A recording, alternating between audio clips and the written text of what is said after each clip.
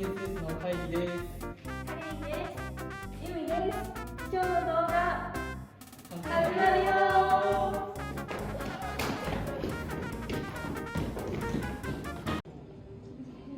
First of all, thank you for this interview. At first, what is your name and where are you from? Okay, I'm Peter Richardson, and I'm from England. Which part of England? Difficult to answer. I was born in a town called Northampton in the south, kind of like southeast of England. But my parents moved when I was a baby, so I don't remember it. So then we moved to a place in Norfolk, King's Lynn. Then we moved again to Scotland, and then we moved back down to England again. And then I moved. Then I became a student, so I moved again, and then I started living in other countries, Taiwan, Turkey, Thailand, and finally Japan. So I don't. Where am I from? I don't know. I don't remember the place I was born at, and I've lived in many different places. You have many hometowns. Many hometowns. Yeah. Many hometowns or no hometowns. both okay. How many people are there in your family? So it's just me and my wife, I guess, and my mother and father, and I've got a brother and a sister. They live in England? Yeah, my mother and father are living in England, my brother and my sister. But obviously my wife is Japanese, so we live together here in England. Do you have any pets or have you never any pets? I love to have a pet. I used to have 2 dogs in Taiwan, but now my wife is allergic to dogs and cats. She's allergic to animal fur, so we can't have pets. Unfortunately, I love pets.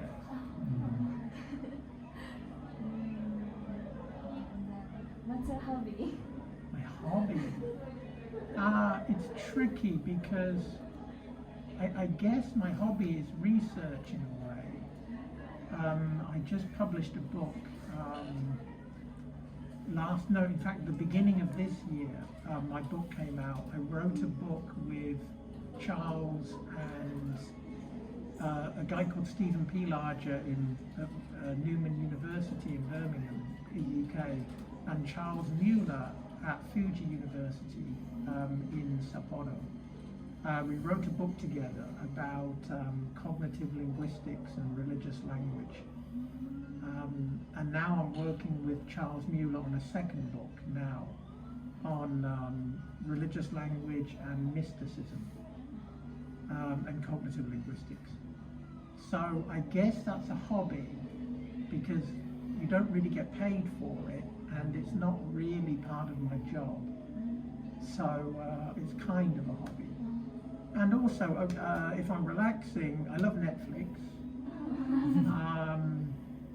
I like watching stuff on YouTube, you know, like TED Talks and lectures and you know, fun stuff on YouTube. So I love walking. I did a hike with Charles Mueller from Fuji University recently, actually, about a week and a half ago. We walked 50 kilometers. We walked for 12 hours without stopping. I was just following Charles. It was Charles's idea, so he didn't stop, so I didn't stop, and we just kept walking. And we walked, it's difficult to describe, we walked from Kitty Hiroshima, and we did like this long walk round, and then came back again to Kitty Hiroshima. So we kind of walked through the countryside, a little bit along 2 rivers, and then came back again.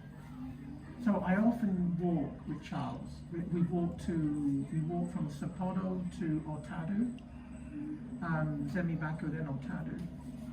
We walk to Jozankei, We walked to the sea and back again. What do you call the town? Ikari? Ishikari, by the sea. Yeah, we walked to Ishikari from Nakajima Koen. Yeah. Anyway, okay. So that's my hobby. Oh, so you like also you like to watch scenery, beautiful scenery in Hokkaido? Absolutely. Yeah, I love the countryside. There's a beautiful countryside around Hokkaido. My favorite hotel is the Niseko Hilton, one of my favorite hotels. And I love the Yote Mountain View room, where you can see Yote Mountain. Oh, Hokkaido is so beautiful. Do you like skiing or snowboard? No, I'm too old. Yeah, I feel like I'm too old for skiing or snowboarding. And I've had some friends who've been injured while skiing, and it kind of scares me. Walking is very safe. So I'm not adventurous enough to do skiing and snowboarding. Maybe 20 years ago, maybe, but not now. Let's see. Oh, what Japanese food do you like? Almost all of it, apart from natto. I love ramen. I love shabu shabu. I love karaage, the unhealthy stuff, tempura. I love sushi. I love sashimi. I love Japanese steak. Yeah, I mean nabe. I love nabe. Oh, soup curry. I love soup curry. It's famous in Hokkaido. Yeah, it's a really good restaurant, soup curry restaurant. So yeah, I like most Japanese food. Yeah. Do you have any recommendation of soup curry shop? Well, yeah, and I used to think that I had a good recommendation, and then Joe Thomasine Sensei, he knows even more than me. So I feel, but anyway, I'll give you my recommendation. There is a soup curry restaurant. My favorite is a soup curry restaurant that is to the east of Hokudai, and it's at roughly something like Kitajuni, just to the east of Hokudai. And my wife and I thought it was very, very good. We thought it was perfect. But Thomasine Sensei said, yeah, that's okay, but it's even better here and here and here. And I, oh, okay, I don't know, maybe, yeah. So that's my recommendation.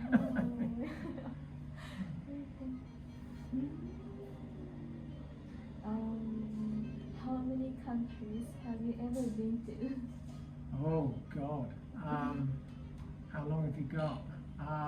Many. I've lost count. But, so I've lived in 5 different countries. Actually lived for like more than a year. And when you're in those countries, you tend to go to the countries that are near to it. So, you know, for instance, when I was I lived in Thailand, I did visa runs to Laos and Cambodia and Malaysia. So I've been to a few countries in Europe. Yeah, a lot of countries. Let's just say that I've lived in Taiwan. Taiwan, Thailand, Turkey, UK, and Japan. They're the 5 countries I've lived in. Where is Turkey? So Turkey is it's kind of like East Europe. It's kind of between East Europe and Africa. It's kind of on the edge of Europe. It's near Greece. Greece is here, Turkey's here. So yeah, it's kind of like southeast Europe, just on the edge of Europe. How do you say in Japanese? Turkey. Turco, that's it. Yeah, that one. Which country is more easier to live? Well, that's a a tricky question because it depends what you mean by easy to live.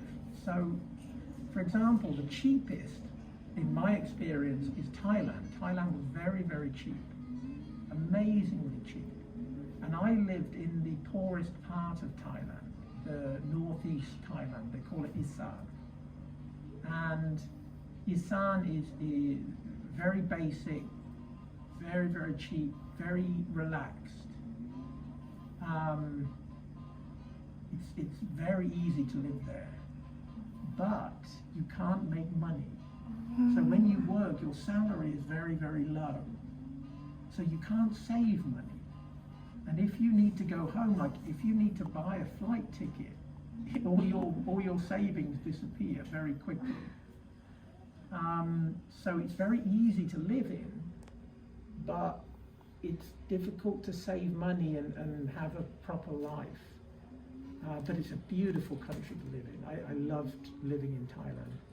So then maybe the easiest country then is Japan, because Japan is very clean, it's very safe, and the salary is good.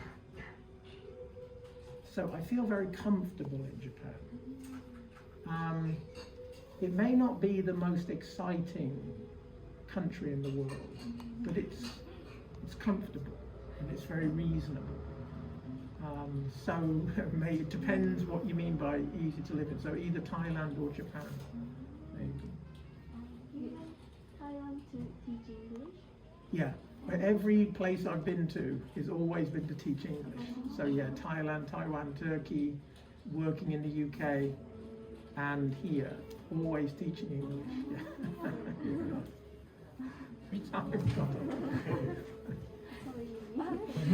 Did you feel something like culture shock in 5 countries?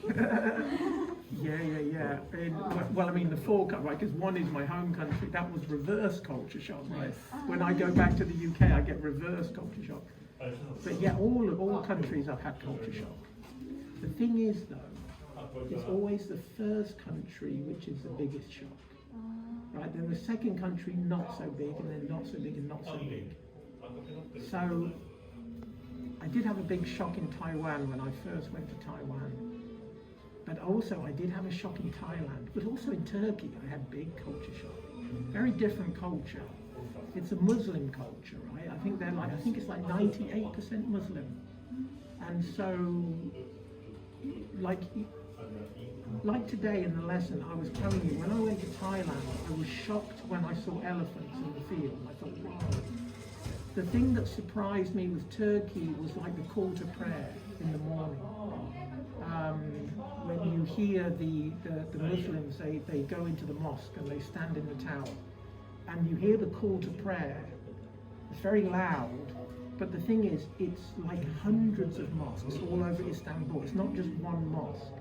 So very early in the morning, all these hundreds of mosques start giving the call to prayer over the loudspeakers. It's a very strange sound. It's very mysterious.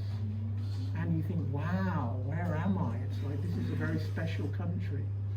I had culture shock in Turkey, yeah. And in Japan.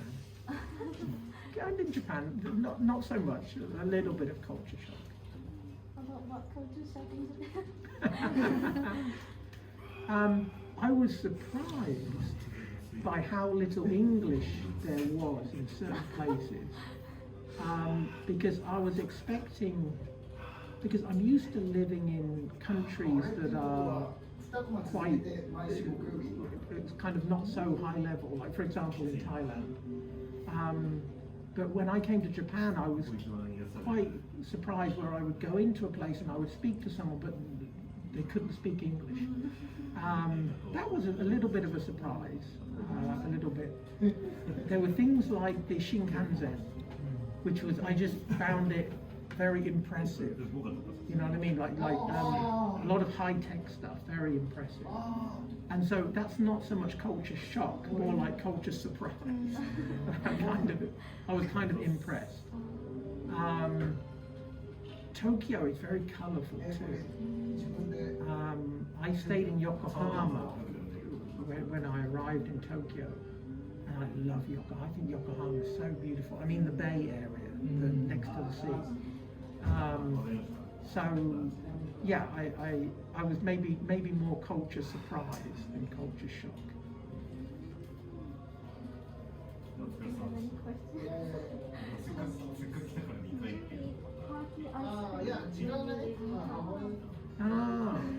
People have asked me about that, and I don't remember it because I don't normally eat sweet things, so it wasn't a big thing for me. In Turkey, the food I remember is the Iskandar kebab. That's like really unusual, you know what I mean? It's kebabs in general. And a lot of the breads were really nice. They had really good bread, really special bread. And they had beautiful breakfasts. Like there would be pancakes and honey and olives and really beautiful yogurt, fresh yogurt, cream, really beautiful breakfasts. Yeah, but I don't remember the desserts. In every country I go to, I don't remember the desserts. In Japan, we have no relation with Turkey, so we can't image how something is. I have only image Turkey is Turkey ice cream. I noticed students know about it. Why do you know about Turkish ice cream? When I went to some festival, international festival, I have Turkey section and I saw always Turkey ice cream. Yeah. Very interesting. Yeah, Turkish food is very nice.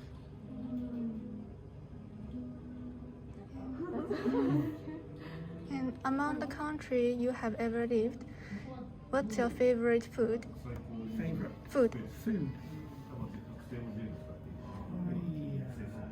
It's very difficult because there's so many different types of food.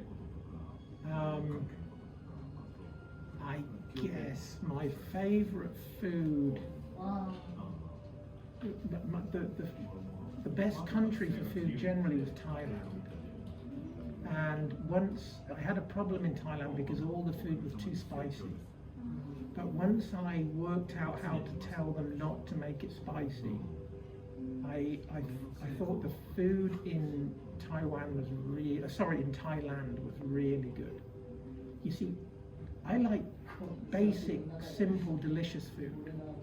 So the amazing thing for me, for example, I used to walk home and there was a stall, there was an old woman, she had this shop, and what she would do was she cooked fish and she would put it out the front. And it was just the whole fish, right? The eyes, the tail, the fin, everything was the whole fish. She would cook the whole fish and then she would put it out front. And so she had like 5 or 6 different types of fish every day. And I would come home from work and I would get off the bus and I would walk up there and I would just look at all these fish and I would just say, I want that one. And she would pick it up and she'd wrap it in paper and she'd put rice, you'd have rice with it and some vegetables, and then she'd just give it to you. And I'd take it home and I'd just eat this fish, like this whole fish, and I loved it. I really love that kind of thing. It's not artistic, you know, like Japanese food is very beautifully arranged, it's very carefully made. Thai food, a lot of it's not carefully made, but it's just pure. You know what I mean? It's the whole fish, and you can just next week I'm going to have this type of fish, and then tomorrow I'm going to have this type of fish, and you just get the whole fish, and I love that. But I also loved the curries in Thailand. They have 2 or 3 different curries that are really delicious. I did really love Turkish Iskandar kebab. Iskandar kebab with yogurt, fresh yogurt, and peppers, for example. I thought that was really, really delicious, and the bread that they have it with. I thought that was amazing.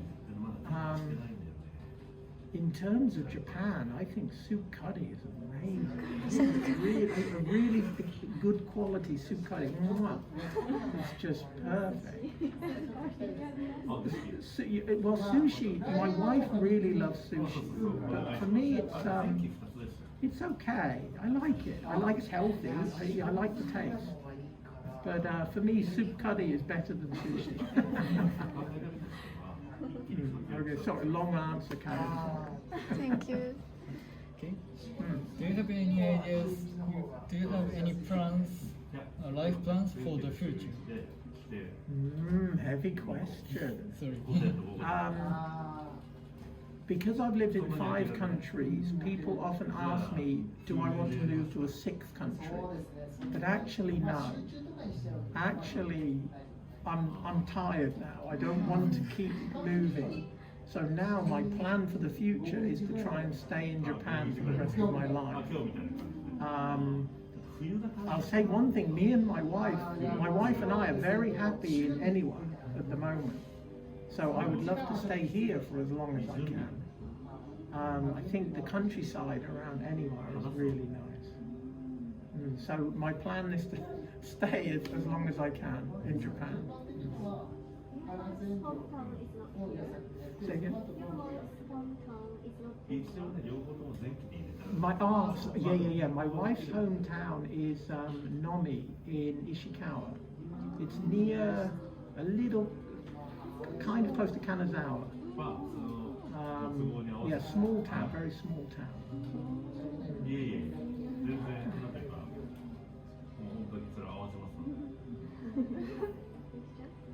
What's your favorite Japanese TV program? Oh, yeah. I don't watch many Japanese programs, but there are 2 programs that I remember very well on Netflix, that were on Netflix. One is controversial. My wife and I really loved Terrace House. Do you know about Terrace House? It was on Netflix, and it was really controversial because the girl died, right? The girl killed herself, and they finished it, they cancelled it. But before that terrible thing, my wife and I used to love it. We used to watch it every episode, and we thought it was really interesting. And then about 6 months ago, we started watching a drama, kind of drama, almost like an adventure fantasy series on Netflix, Japanese. I can't remember the name. It's based on the idea of a computer game. So the idea is Tokyo, there's certain people suddenly disappear and they appear in a Tokyo that's empty and there's nobody in Tokyo. Say again. Alice. And we watched the first season. I think they only made 1 season, and I'm waiting for the second. I thought, wow! I was like really excited by it. I thought, wow, what's going to happen next? Right. And quite violent. And the thing is, I'm suspicious because I think, in a way, Squid Game copied it a little bit. Like Squid Game is now the #1 on Netflix, right? The Korean drama. It's really, really popular. But the idea is, it's not the same, but it's a little bit similar to Alice. And I thought, oh, it's a bit naughty.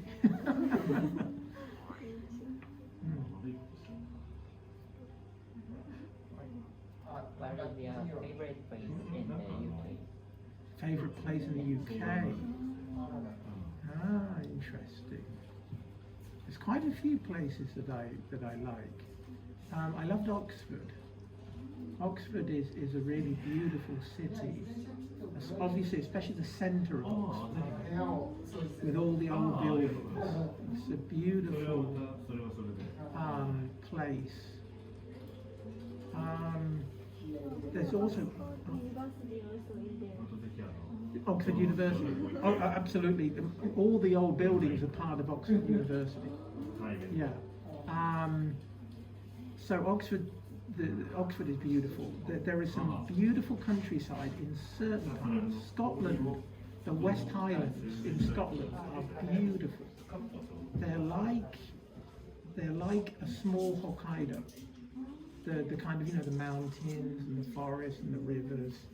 Beautiful countryside. London is a really interesting city. So I'm very impressed with London. I think London is beautiful. Yeah, quite a few places in England and the UK are quite nice.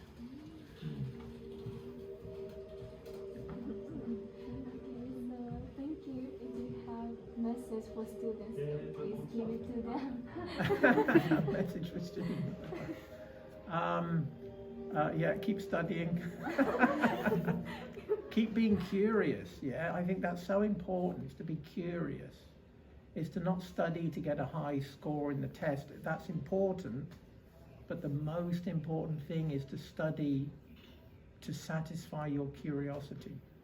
I think that's a really important. Always be excited about new things. Always be curious. Okay, so thank you for your time. We could enjoy your interview. Thank you. Thank you so much.